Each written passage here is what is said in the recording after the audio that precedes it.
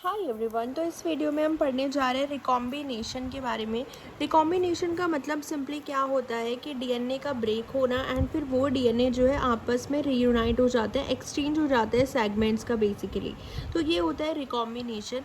जब हम मियोसिस पढ़ते हैं ना यूकैरियोट में, उसके दौरान जब क्रॉसिंग ओवर होता है तब हम उसको रिकॉम्बिनेशन बोलते हैं, वहाँ पे हमको देखने को मिलता है। प्लस दूसरा, जब हमारा जो डीएनए जो है वो ट्रांसफ़र करते हैं हम बैक्टीरिया के जीनोम में। ट्रांसफ़र डीएनए का जब इंटीग्रेशन होता है बैक्टीरिया के जीनोम के अंदर, जब हम डीएनए को इंटीग्रेट करते हैं ट्रांसफ़र डीएनए को, वहाँ पे जो कॉन्जुगेशन वाला प्रोसेस होता है, ट्रांसडक्शन एंड ट्रांसफॉर्मेशन जो प्रोसेस, जब हम इनको डिटेल में पढ़ेंगे वहाँ देखेंगे कि रिकॉम्बिनेशन जो है हम यहाँ पे पढ़ते हैं। तो ये दो जो है चीज़ें होती है जहाँ पे हम रिकॉम्बिनेशन को स्टडी करते हैं। ओवरऑल रिकॉम्बिनेशन जो है वो हम दो तरीके का स्टडी करते हैं। एक होता है होमोलोगस रिकॉम्बिनेशन एंड एक होता है site exchange recombination.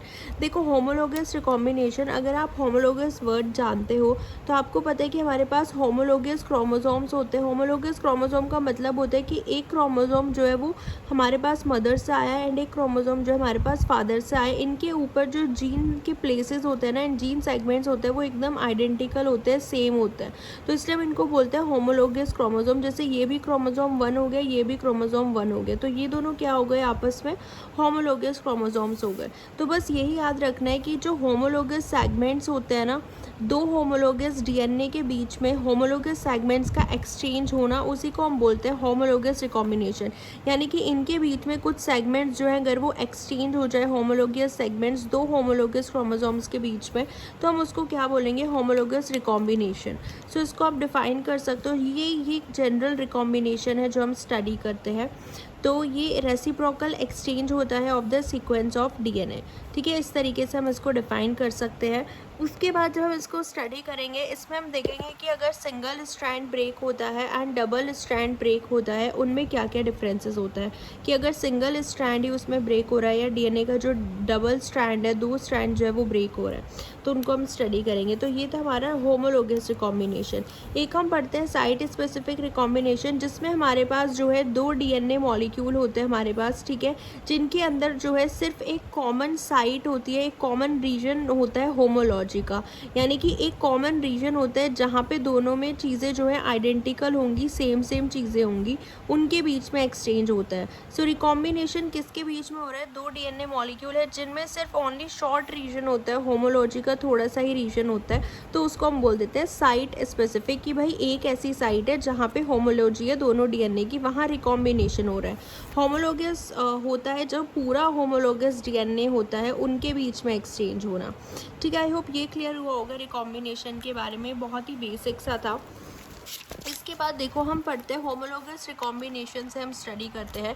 Holiday model हम इसका पढ़ते हैं, हेट्रोड्यूप्लेक्स मॉडल भी इसको बोलते हैं। देखो, ये हमने दो होमोलोगस डीएनए जो है वो पेयर कर रहे हैं आपस में, ये हम देख लिया। एक ये ऑरेंज कलर में आपको दिख रहा है होमोलोगस, ये डीएनए है, एक ये डीएनए, इनको हम बोल रहे हैं होमोलोगस डीएनए। उसके बाद जो है एंडोन्यूक्लियस आता है। एंडोन्यूक्लियस क्या करता है ना, ये जो दोनों पेरेंट स्ट्रैंड है ना, ये हमारा पेरेंटल स्ट्रैंड है एंड ये पेरेंटल स्ट्रैंड है, दोनों पेरेंटल स्ट्रैंड पे क्या करेगा, सेम जगह पे जो है कट लगा देगा। सिंगल स्ट्रैंड कट लगा देगा सेम पोजीशन पे दोनों पेरेंटल स्ट्रैंड में। यहाँ पे जो है दोनों में कट लगा दिए, किसने, एंडोन्यूक्लियस निकिंग ने। अब देखना इसके बाद क्या होता है, ये जो ऑरेंज वाला पोर्शन होता है ना, ये जो है नीचे डाउनवर्ड जाता है इस वाले ब्लू वाले पोर्शन के साइड, एंड ये ब्लू वाला पोर्शन ऊपर जाता है ऑरेंज वाले के साइड। तो यानी कि इनके बीच में एक्सचेंज ऑफ सेगमेंट हो जाता है। आइए इसको हम देखते हैं। एंड इसमें जो स्ट्रक्चर बनता है वो होता है हॉलिडे जंक्शन स्ट्रक्चर। ठीक है, देखो यहाँ पे होता है कि ये जो ब्लू वाला पोर्शन है ये ऊपर जो है ऊपर की साइड जाएगा, एंड जो ऑरेंज वाला पोर्शन है वो नीचे की साइड आएगा। तो इस तरीके से इनके बीच में जो है दोनों डीएनए के बीच में क्या हो रहा है, सेगमेंट्स जो है एक्सचेंज हो जाता है। एंड इस तरीके से ये जो स्ट्रक्चर होता है ना, इसको हम बोलते हैं हॉलिडे जंक्शन।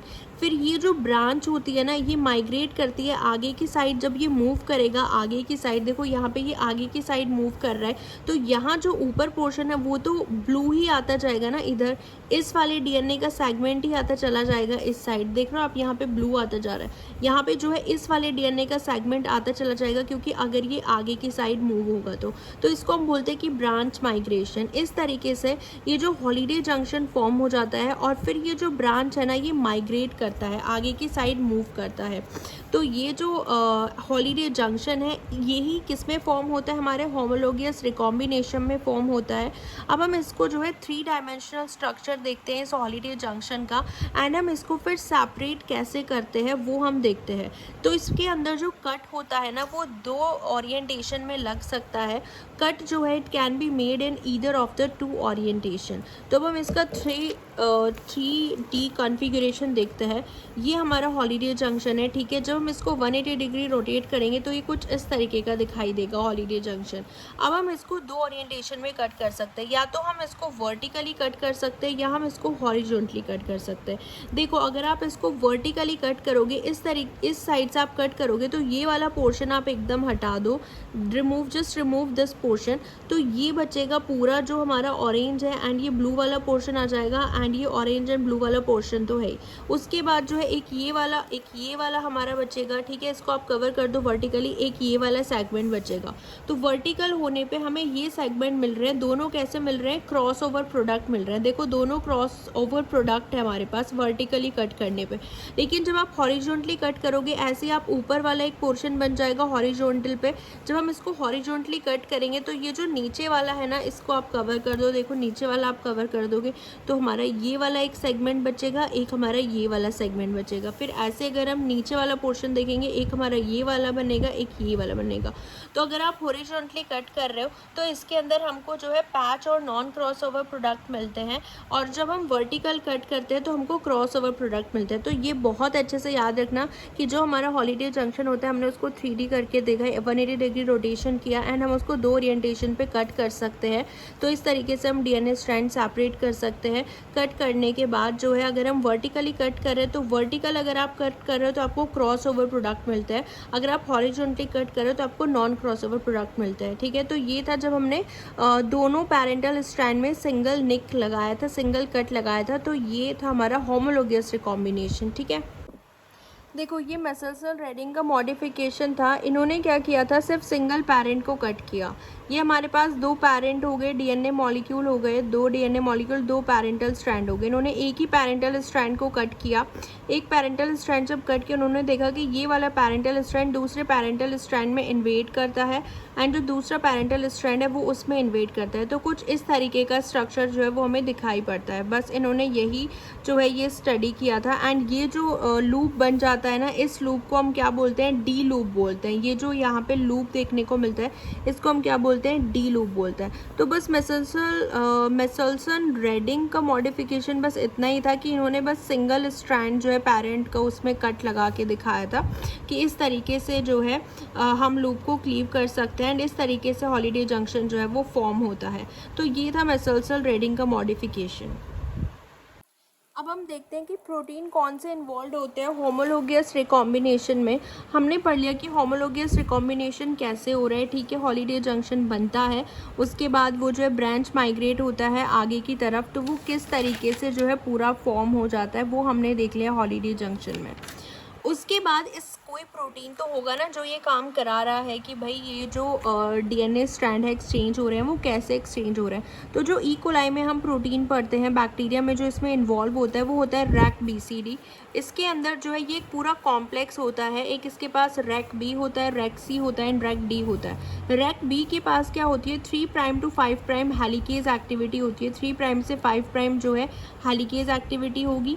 हेलिकेज हमें पता ही है क्या काम करता है, डीएनए जो स्ट्रैंड्स होते हैं हाइड्रोजन बॉन्ड को जो है अनवाइंड कराता है हेलिकेज, यानी कि मूव कराता है उस side. So 3' to 5' helicase activity होती है, एंड न्यूक्लियस एक्टिविटी होती है। याद रखना B के पास होती है न्यूक्लियस एक्टिविटी। एंड जो रेक C होता है ये जो है एक काई साइट होती है, उसको रिकॉग्नाइज करता है। अभी हम देखेंगे काई साइट को रिकॉग्नाइज करता है। C से याद रखना काई साइट को रिकॉग्नाइज करेगा। रेक D जो होता है इसके पास इसके ऑपोजिट होती है, 5' to 3' हेलिकेज होती है रैक D के पास, एंड रैक B के पास होती है 3' to 5' हेलिकेज। तो आओ देखते हैं ये जो प्रोटीन होता है बैक्टीरिया के अंदर रैक BCD, ये कैसे इन्वॉल्व होता है एंड कैसे जो है हमें हॉलीडे जंक्शन बनाने में हेल्प करता है। ठीक है, तो इस तरीके से होता है। देखो ये हमारे पास एक काई साइट होती है, जो डीएनए होता है उसके ऊपर एक काई साइट होती है जिसको हम बोलते हैं क्रॉस ओवर हॉटस्पॉट इंस्टिगेटर। ये जो क्रॉस ओवर हॉटस्पॉट इंस्टिगेटर होती है ना, ये साइट प्रेजेंट होती है GCTGG, ये 5' to 3' ये साइट होती है। एंड ये जो है once every 5 to 10 kilo base pair in E coli, 5 to 10 kilo base pair के, हर 5 to 10 किलो बेस पेयर के बाद आपको एक काई साइट मिल जाएगी। ई कोलाई का जो डीएनए होता है उसके अंदर ये प्रेजेंट होती है। ठीक है, तो ये जो काई साइट होती है ना, रैक बी जो होता है, और एक और चीज़ याद रखना, ये पूरा हमारा रैक BCD प्रोटीन है जो इस पर मूव करेगा इस डायरेक्शन में। ठीक है, क्योंकि बी जो होता है उसके पास हेलिकेज एक्टिविटी होती है, 3' to 5' होती है, एंड जो डी होता है उसके पास हेलिकेज एक्टिविटी होती है 5' to 3'। तो ये ऐसे मूव करेंगे, सी काई साइट को रिकॉग्नाइज करता है। एक बात इसमें आपको याद रखनी है कि जो रैक बी होता है ना, ये स्लो होता है रैक डी से। बी जो है it is slower then D. ठीक है, अब हम देखते हैं रैक डी। अब हम देखते हैं कि यहाँ पे ये कैसे मूव होता है।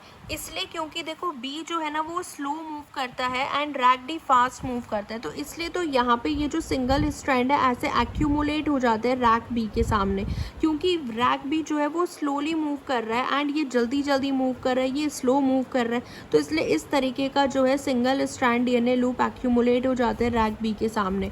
तो जब ये ऐसे मूव करता है तो रैक सी जैसे ही काई साइड से इंटरैक्ट करता है तो सी जो होता है ना वो डी को सिग्नल देता है, डी हेलिकेज को सिग्नल देता है। तो सी ने किसको सिग्नल दिया? डी को, कि भाई तू रुक जा। तो सी जैसे ही काई साइट को रिकॉग्नाइज करेगा ये डी को बोलेगा कि तू रुक जा, हेलिकेज टू स्टॉप। उसके बाद डी जो है वो किसको सिग्नल देगा? बी को सिग्नल देगा कि तू डीएनए को कट कर दे, क्योंकि न्यूक्लियस एक्टिविटी जो होती है, कट करने वाली एक्टिविटी, वो किसके पास होती है? बी के ही पास होती है। ठीक है, तो इस तरीके से जब ये मूव करते हैं तो सी ने क्या किया? काई साइट रिकॉग्नाइज करी, डी को सिग्नल भेजा कि भाई तू रुक जा।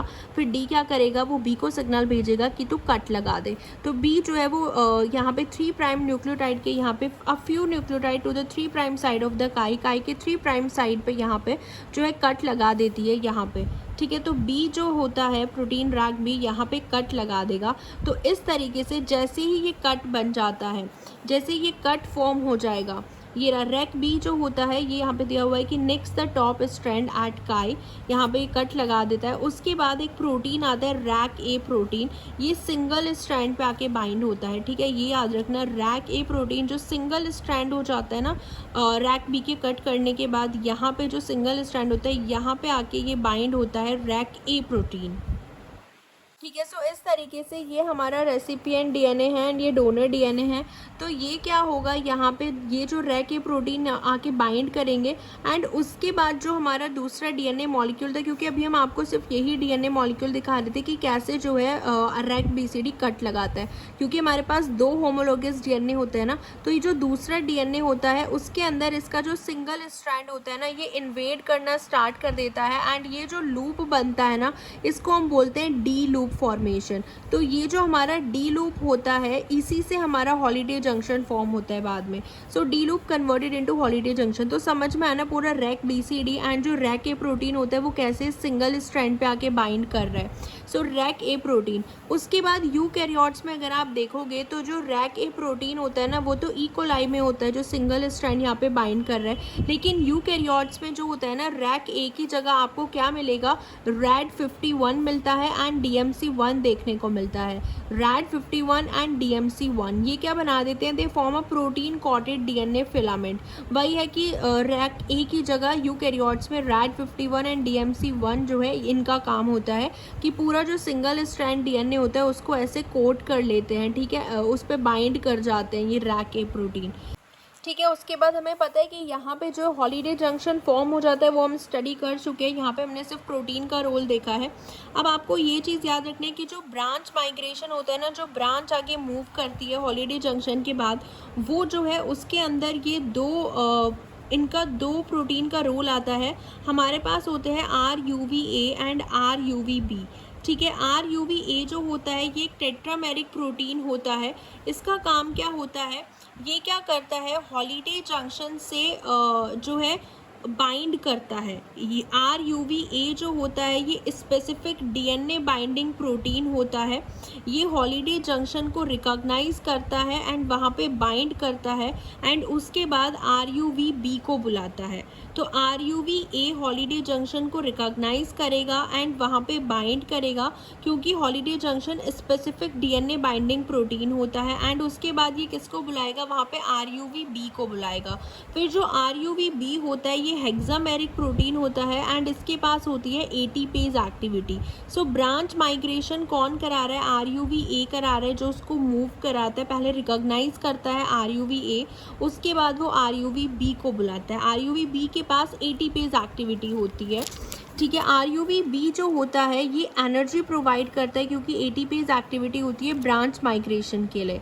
सो RUVB जो है इसको क्या कर रहा है, एनर्जी प्रोवाइड कर रहा है ब्रांच को माइग्रेट करने के लिए, जो वो हॉलीडे जंक्शन हमारा आगे बढ़ता है, ठीक है, उसी को हम बोल रहे हैं ब्रांच माइग्रेशन। सो जब ब्रांच माइग्रेशन जहाँ पे एंड हो जाता है, ख़त्म हो जाता है, वहाँ पे फिर RUVAB का जो कॉम्प्लेक्स है ये डिटैच हो जाएगा एंड इसको एक डाइमेरिक प्रोटीन रिप्लेस कर लेता है, जिसको हम बोलते हैं RUVC, जो कि एक एंडोन्यूक्लियस होता है। तो समझ रहे हो आप कि मतलब कैसे हमारा रैक BCD से हमने स्टार्ट किया था, हमने ये देखा था कि रैक BCD जो है पूरा कॉम्प्लेक्स कैसे ये हेलिकेज, इसके पास न्यूक्लियस एक्टिविटी होती है, कट लगाता है, ये काई साइट को रिकॉग्नाइज करता है एंड D जो है ये भी इसके पास भी हेलिकेज एक्टिविटी होती है। उसके बाद हमने रैक A का रोल देखा, सिंगल स्ट्रैंड पे बाइंड कर जाता है, ठीक है, इकोलाई में रैक A बोलते हैं, यूकैरियोट्स में RAD51 बोलते हैं। उसके बाद हमने देखा कि जो RUVA होता है ये हॉलीडे जंक्शन को रिकॉग्नाइज करता है, फिर ये बुलाता है RUVB को, जो कि उसको ATP एक्टिविटी प्रोवाइड करता है एंड ब्रांच को माइग्रेट कराता है, एनर्जी प्रोवाइड करता है बेसिकली RUVB, ठीक है। तो ये हमने देखा। उसके बाद हमने देखा कि ये जो है रिप्लेस हो जाता है बाय डाइमेरिक प्रोटीन, जिसको हम बोलते हैं RUVC, जो कि एक एंडोन्यूक्लियस होता है। फिर ये क्लीवेज लेक, मतलब ये जो है क्लीव करता है, which carry out the cleavage that resolve the holiday junction, जिससे हमारा जो हॉलीडे जंक्शन है वो रिजॉल्व हो जाता है। तो क्लीवेज कौन कर रहा है, क्लीव कौन कर रहा है, RUVC, जो कि एक एंडोन्यूक्लियस होता है। तो ये एक टेट्रा न्यूक्लियोटाइड सीक्वेंस होती है, इस तरीके की एक सीक्वेंस होती है टेट्रा न्यूक्लियोटाइड सीक्वेंस, जो कि RUVC की साइट होती है, मतलब यहीं पे ये कट करता है। जो हमारा सेकेंड T होता है ना, cleave occur after the second T in this sequence, इस सीक्वेंस में जो हमारा सेकेंड T होता है उसके बाद जो है ये क्लीव करता है, ठीक है। तो ये RUVC की एक हॉटस्पॉट साइट होती है, इस तरीके की साइट इसको मिलेगी जहाँ पे ये जो है सेकेंड T के बाद कट कर देता है। तो ये हमने देख लिया RUVC। तो इस तरीके से हमने जो होमोलोगस रिकॉम्बिनेशन थी प्लस उसके अंदर जितने भी प्रोटीन्स थे उसका हमने रोल जो है वो कम्प्लीटली देख लिया है। इसमें कंफ्यूज नहीं होना है आपको। जैसे हमने होमोलोगस पूरा रिकॉम्बिनेशन पढ़ लिया, हमने वो सिंगल स्ट्रैंड ब्रेक का पढ़ लिया कि कैसे जो है दोनों पैरेंटल को सेम पोजीशन पे कट किया जाता है, सिंगल स्ट्रैंड पे निक लगाया जाता है दोनों पैरेंटल स्ट्रैंड के, दोनों DNA के, जिसमें हम वर्टिकल एंड हॉरिजॉन्टल हमें जो प्रोडक्ट्स मिलते हैं वर्टिकली एंड हॉरिजॉन्टली हम कट करते हैं एंड उसके अंदर कौन कौन से प्रोटीन्स इन्वॉल्व है वो भी हमने देख लिए हैं। ये होता है एक डबल स्ट्रैंड ब्रेक जो हम देखते हैं, जिसमें हम जो है डबल स्ट्रैंड को ब्रेक करते हैं, ठीक है। तो ये हम देखते हैं कि ये कैसे होता है डबल स्ट्रैंड ब्रेक। तो ये जो डबल स्ट्रैंड ब्रेक मॉडल होता है ना, इसमें हम क्या करते हैं, एक हमारे पास जो DNA होता है उसी के हम दोनों स्ट्रैंड को ब्रेक कर देते हैं। सो जैसे ही दोनों स्ट्रैंड ब्रेक हो जाते हैं तो जो 5 प्राइम एंड होता है ना वो ट्रिम हो जाता है एक्सोन्यूक्लियस से, क्योंकि देखो जब ये डबल स्ट्रैंड ब्रेक हुआ तो 5 प्राइम ये वाला स्ट्रैंड क्या बन गया, ये वाला स्ट्रैंड जो है वो 3 प्राइम बन गया एंड 3 प्राइम ये वाला स्ट्रैंड बन गया हमारा 5 प्राइम। ऐसे ही अगर हम ये वाला देखें तो ये 3 प्राइम था तो ये हमारा 5 प्राइम हो गया, 5 प्राइम था ये हमारा 3 प्राइम हो गया। उसके बाद जो 5 प्राइम स्ट्रैंड होता है ना, ये वाला स्ट्रैंड जो है ट्रिम हो जाएगा एक्सोन्यूक्लियस से, ये वाला स्ट्रैंड भी ट्रिम हो जाएगा एक्सोन्यूक्लियस से। तो यहाँ पे आप देखो ये स्ट्रैंड एंड ये स्ट्रैंड दोनों ट्रिम हो गए हैं। उसके बाद जो है स्ट्रैंड जो है वो इन्वेड होना स्टार्ट होगा एंड फॉर्मेशन होगा डी लूप का। तो ये जो स्ट्रैंड है ना इधर, ये स्ट्रैंड यहाँ पे इन्वेड होगा दूसरे DNA में, दूसरे DNA मॉलिक्यूल में, डोनर DNA मॉलिक्यूल में इन्वेड होना स्टार्ट होगा एंड ये हमारा डी लूप का फॉर्मेशन हो जाएगा। इस तरीके से फिर ये स्ट्रैंड जो है आगे की साइड जैसे ही मूव करेगा, स्ट्रैंड का जो एक्सटेंशन होगा इस तरीके से और फिर ब्रांच माइग्रेशन होता है, तो इसमें जो है हमें 2 हॉलीडे जंक्शन देखने को मिलते हैं इस तरीके से। तो बस आपको इसमें ये याद रखना है, क्योंकि ये वाला स्ट्रैंड जो है ये भी फिर नीचे की साइड मूव करेगा, तो यहाँ पे हमको 2 हॉलीडे जंक्शन देखने को मिलते हैं। So double strand break model में आपको 2 हॉलीडे जंक्शन देखने को मिलेंगे। So this is the double strand model, जहाँ पे हमको 2 हॉलीडे जंक्शन देखने को मिलते हैं। बस इसमें इतना ही है डबल स्ट्रैंड ब्रेक में। सिंगल स्ट्रैंड ब्रेक हम देख चुके हैं कि कैसे जो है ब्रांच माइग्रेट करता है सिंगल स्ट्रैंड पे जब हम कट लगाते हैं, डी लूप फॉर्मेशन होता है, हॉलीडे जंक्शन बनता है। सो आई होप ये डबल स्ट्रैंड ब्रेक मॉडल जो है वो क्लियर हुआ होगा। देखो, डबल स्ट्रैंड ब्रेक के अंदर ना 2 चीज़ें याद रखनी है जब हम डबल स्ट्रैंड ब्रेक पढ़ते हैं। एक तो इसके अंदर डबल स्ट्रैंड ब्रेक जो होता है, डबल स्ट्रैंड ब्रेक रिपेयर जो होता है, इसमें आपको याद रखना है कि 2 हॉलीडे जंक्शन बनते हैं। वर्टिकल कट करेंगे तो रिकॉम्बिनेंट बनेगा, हॉरिजॉन्टल कट करेंगे तो पैरेंटल प्रोडक्ट बनेगा। बस डबल स्ट्रैंड में हमको यही याद रखना है कि डबल स्ट्रैंड में क्या होगा, 2 हॉलीडे जंक्शन बनते हैं, सिर्फ इतना। और बाकी जो हम नॉर्मल रिकॉम्बिनेशन देखते हैं उसमें तो एक ही हॉलीडे जंक्शन बनता है। इसमें भी अगर आप वर्टिकली कट करोगे रिकॉम्बिनेंट बनेंगे, हॉरिजॉन्टली कट करेंगे तो पैरेंटल प्रोडक्ट बनेंगे। एक ये टर्म आती है सिंगल स्ट्रैंड डिस्प्लेसमेंट एनीलिंग।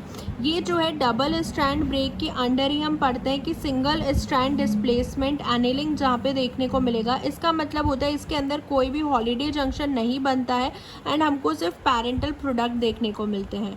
तो ये जो टर्म आएगी ना सिंगल स्ट्रैंड डिस्प्लेसमेंट एनीलिंग, याद रखना कि इसमें आपको कोई हॉलीडे जंक्शन नहीं होगा एंड सिर्फ पैरेंटल प्रोडक्ट होंगे। एंड डबल स्ट्रैंड ब्रेक जो होता है रिपेयर, इसमें 2 हॉलीडे जंक्शन होते हैं, vertical cut recombinant and horizontal cut parental product. तो ये डबल स्ट्रैंड ब्रेक के अंडर में था, ठीक है। यहाँ से हम ओवरव्यू एक बार देख लेते हैं कि होमोलोगियस में हमने पढ़ा एक सिंगल स्ट्रैंड ब्रेक जिसको वर्टिकली एंड हॉरिजॉन्टली कट करने पे हमने देख लिया। डबल स्ट्रैंड ब्रेक के अंदर हमने डबल स्ट्रैंड ब्रेक रिपेयर देखा, बस इसमें 2 हॉलीडे जंक्शन बनते हैं। एंड जो सिंगल स्ट्रैंड डिस्प्लेसमेंट एनीलिंग होती है इसके अंदर कोई भी हॉलीडे जंक्शन नहीं बनता है, प्लस हमें पेरेंटल प्रोडक्ट मिलते हैं। तो ये था पूरा होमोलोगियस के अंडर जो हमने देखा। उसके बाद अब हम पढ़ने हैं साइट स्पेसिफिक, ठीक है। तो होमोलोगियस रिकॉम्बिनेशन हमारा कंप्लीट हो गया है, जितने भी प्रोटीन्स इन्वॉल्व थे मैंने सब बता दिया। आई होप आपको क्लियर हुआ होगा। तो अब हम साइट स्पेसिफिक देखते हैं।